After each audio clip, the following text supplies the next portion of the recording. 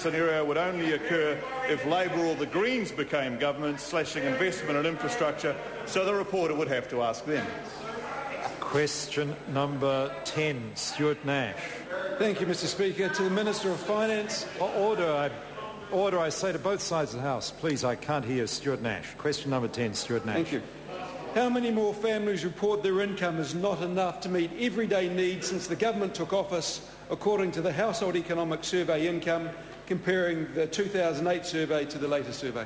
The Honourable Bill English. Well, Mr Speaker, first of all, I'm advised that comparing this measure across different surveys is not advisable, given that it is a subjective, self-reported measure which is very dependent on day-to-day events. I'm also advised by the Statistics New Zealand that the 2008 data was later revised, and so I can give the member the revised data. In the 2008 household expenditure survey, 18.6% of households, 295,000, reported their income was, quote, not enough to meet everyday needs. In the latest survey, 2010, 18.5 households, roughly 295,000, reported that their income was, quote, not enough to meet everyday needs. So no change. Stuart Nash. Supplementary to the Minister, can he confirm Australian Bureau of Statistics and Statistics New Zealand data that show the GDP per capita between Australia and New Zealand has widened by 2.6% since his government took office?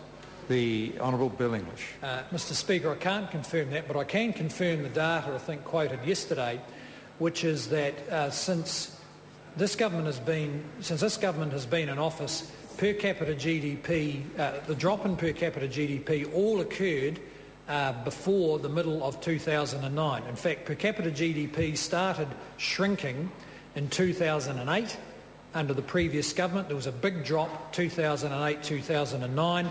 Since then it's levelled out and now it's likely to rise. Stuart Nash. Point of order. Stuart I'd just like to table a document that showed GDP... Order. Before the member says what it shows, we must know the source of the document. It's a document prepared by the Parliamentary Library. Prepared by the Parliamentary Library. And it shows GDP per capita gap has widened by 2.6% under this government. Leave us sought to table that document. Is there any objection? There's no objection. Second Stuart supplementary. Nash. To the Minister, is he aware that the real average wage has fallen by 3.2% since his government came to office, according to the Labour Cost Index? The Honourable Bill English.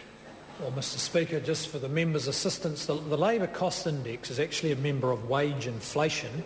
That is, how much is paid for the same work.